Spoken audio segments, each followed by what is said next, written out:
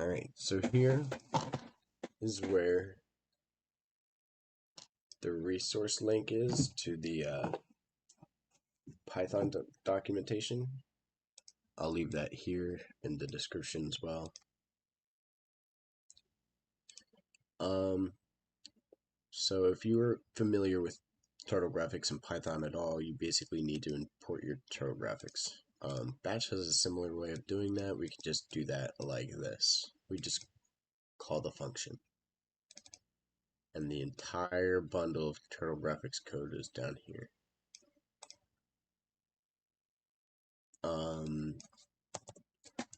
When we call turtle graphics, we only need to give it one argument, and that's just a name.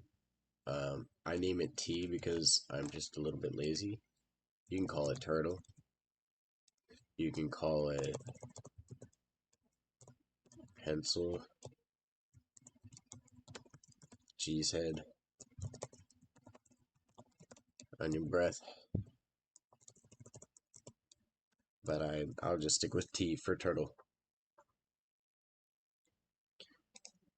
You can write that any way you want.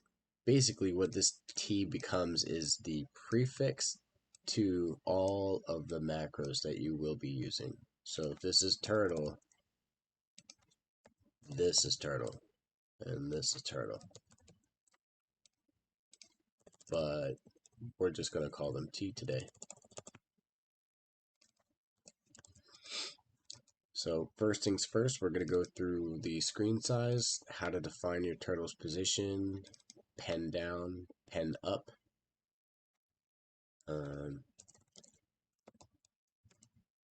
Pen up. Pen up, obviously to stop drawing. You know, if you're drawing your pen down, pen up is when you're not drawing. Self-explanatory, right? The idea of turtle graphics, if you don't know, is just the concept of a turtle with paint on its belly. And you have the ability to control where the turtle is moving to. As the turtle moves along, the paint gets smeared across the screen, and you end up with all these really cool and interesting looking patterns and neat effects that sometimes can lead to really abstract looking fractal like patterns in code. If you're into this, you might also like L systems, which is another thing that you will be able to make. Things like this, where you can, this is an L system for a dragon curve. It's taken a minute to run.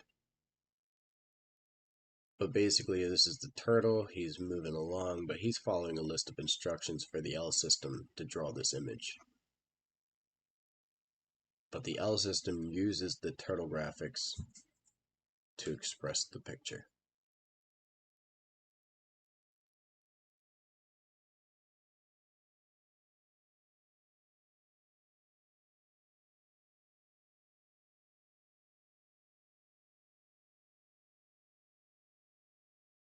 And there we go, it's finished.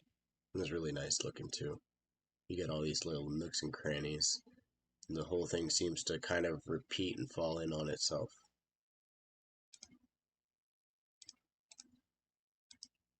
So these are the kinds of things that turtle graphics is capable of doing. It just depends on you and the kind of instructions you give your turtle. So let's just start with the really simple ones first. So screen size. Screen size, all that does is we set the size of the screen. When you do that, you get these two variables. You get width and you get height. This is why I can use width and height right here. When I define it, it actually knows what it is.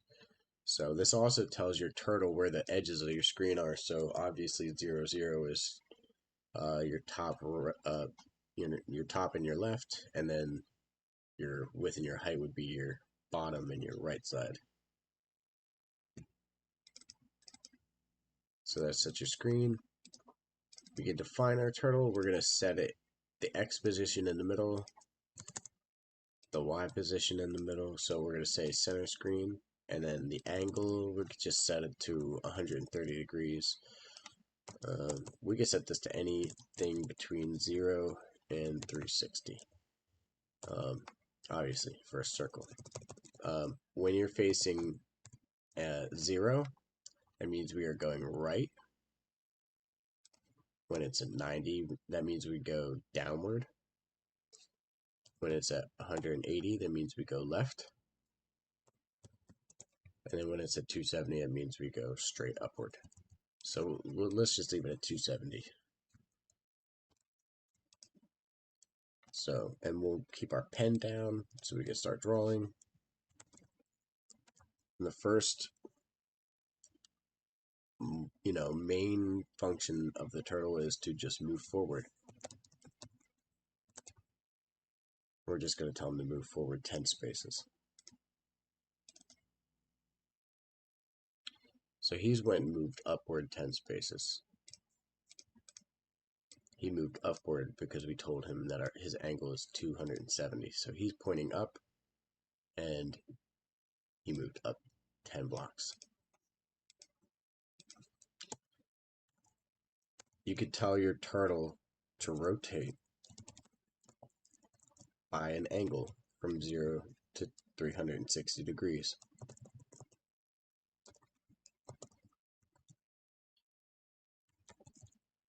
To demonstrate that, let's just go ahead and give it another line, and what's this? So here's the first line, and now we've turned 30 degrees and draw forward again. So then this is our longer 30-degree line.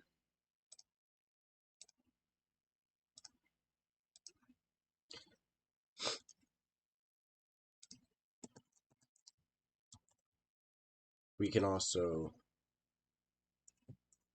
turn left, and we can even color the turtle. Say if we want to make him red, these are RGB values.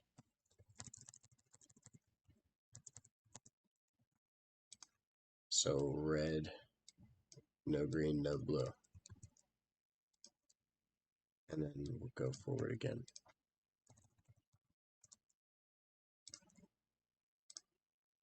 See what that looks like. So we go up, turn to the right, change the color, turn to the left 45 degrees, and then we go forward 10 spaces. So that's all fun and dandy. So we can also draw circles. All you have to do for your circles is give it either one value for the general diameter of your circle, or you can give it 2 values and it will become an ellipse, which is nice because it gives you that much more freedom to kind of do what you want.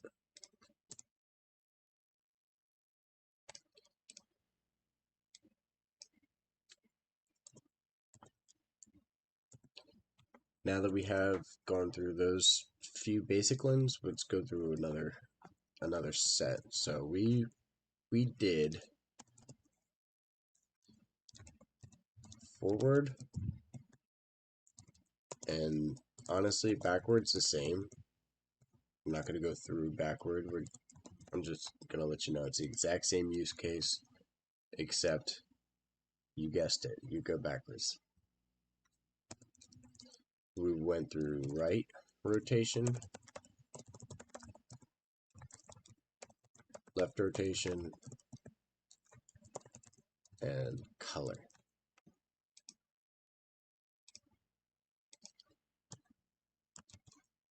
So now let's do the set X. So we can set only the X position if we wanted to.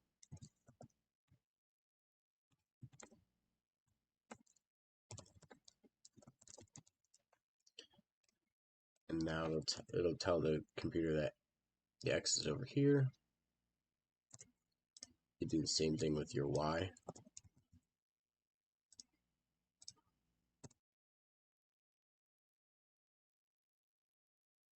Oops.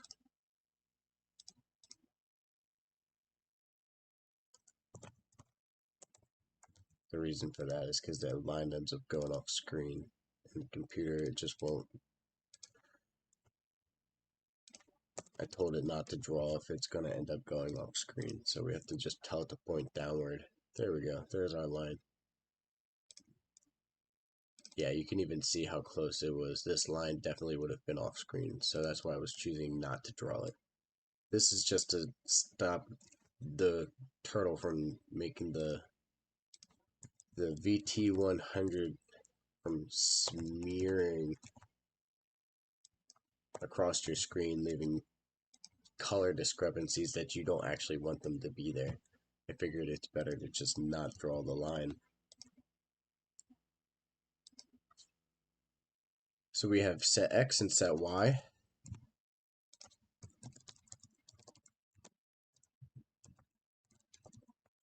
It's really, really simple. We also have set heading. Set heading is really simple. All that does is change the angle.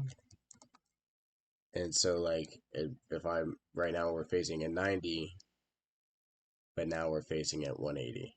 So basically I'll just be drawing this way instead. And we can prove that we're drawing that way because the ball, the circle will be on the left side of the line. Oops. See, it's on the left side.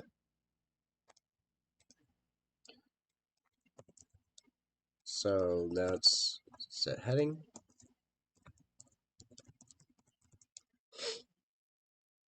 Let's do go to and teleport. So these two are really nice. I love these two features. Go to and teleport. Well, you might think, what's that? They sound the same. Well, the difference is go to draws a line and teleport does not draw a line.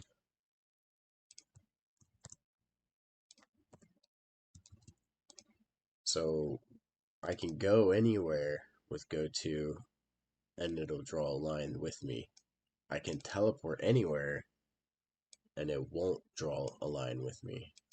That's the difference between these two. So if I said teleport 1010, I am now at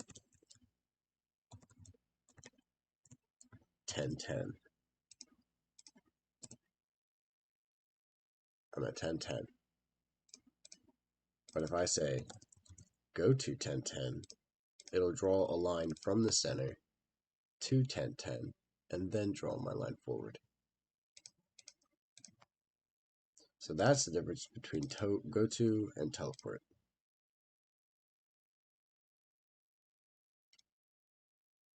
Define is also like teleport, except you also get to set your angle. It's really, you can use this interchangeably with teleport if you want the angle to change with it.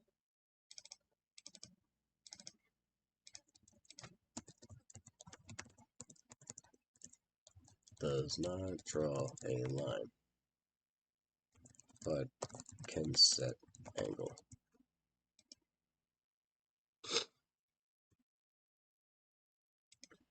Let's just write these, even though some of them are obvious. Oh, actually, I'm not going to write them all because they are obvious.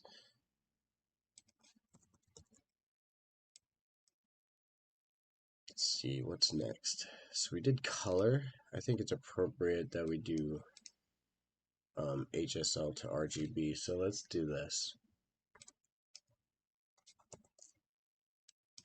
The best way to show HSL to RGB is with a for loop. So if you're unfamiliar with, let's see, just Googling something really quickly. If you're unfamiliar with the HSL to RGB formula,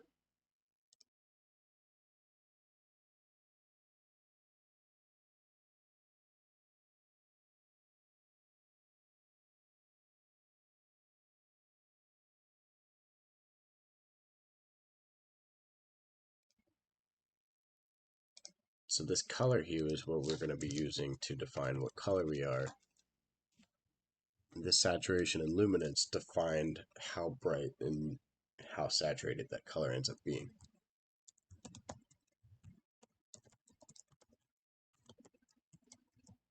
So because this formula does 24-bit colors, we actually have to multiply by 10 because there are that many shades to go through. So it's really this many, but we're going to skip a lot of them. And then we're going to set our saturations just all the way up, and our luminance is about half. We go forward,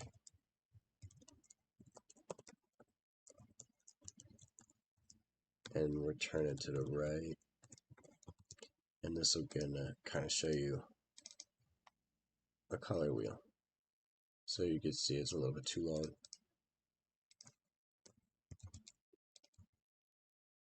Actually,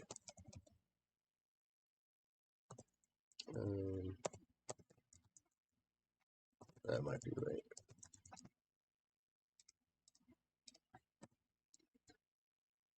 Skipping some of the colors, but you get the idea. The colors are there, and as you go along, you're going to get parts of the color wheel. So that's how you use this. You could basically put this at any number you want to make this even less confusing.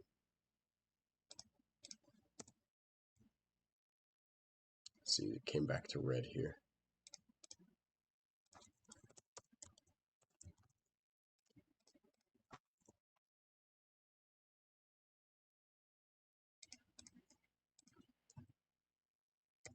Right, so you get the idea.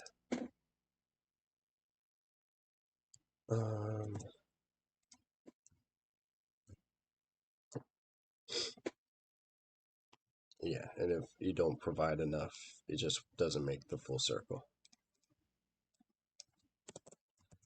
Alright, enough playing around. So that's HSL to RGB, hue, saturation, luminance. Let's do stamp next. Stamp is pretty easy. There's nothing inherently special about stamp. Before we draw, let's say stamp, and then we're gonna say forward 10. Actually, we're gonna move that because remember the pen's not down yet, so it's not gonna draw. But there's a reason for this, because we're gonna stamp 2 times to show you what stamp does.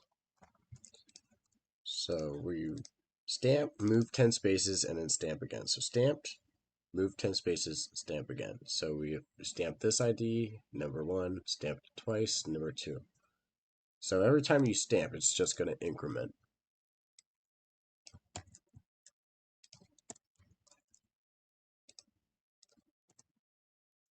One, two, three. And this kind of helps you kind of like keep track of where you are if you're trying to create your own. We also have dot, and dot is kind of the same as stamp, except it just leaves a simple dot instead. Nothing special about it. So that is stamp and dot. We did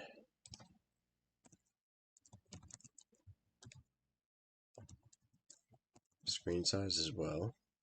We could do push and pop. Let's do push and pop.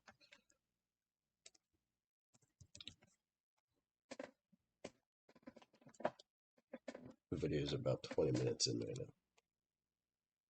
I didn't think it was going to end up being this long, but I guess it's fine. So as of right now, we know that we are at the center. And if I say push forward 10, pop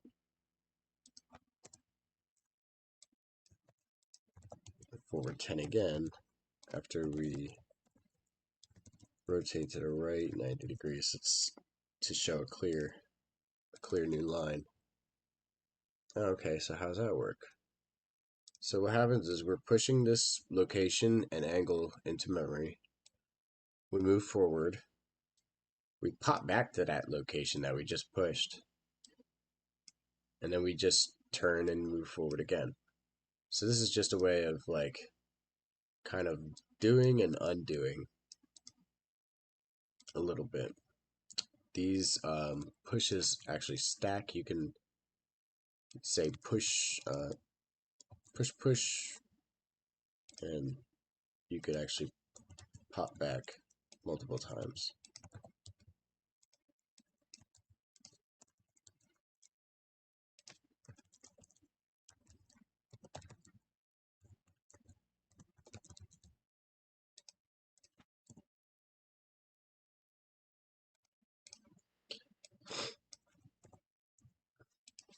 So that is push and pop.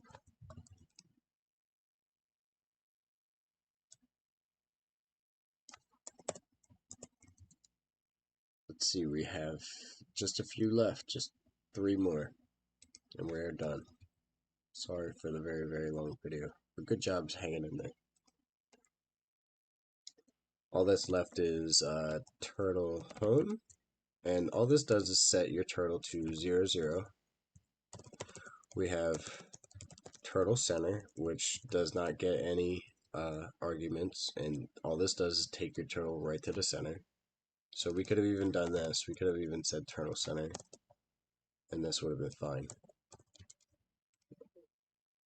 And then there's turtle clear screen. And so what turtle clear screen does is it literally it enacts a CLS, but we're also setting turtle graphics to 0 because turtle graphics is the buffer that you use to draw turtle graphics. So if you wanted to display everything at the end, turtle graphics is where it is.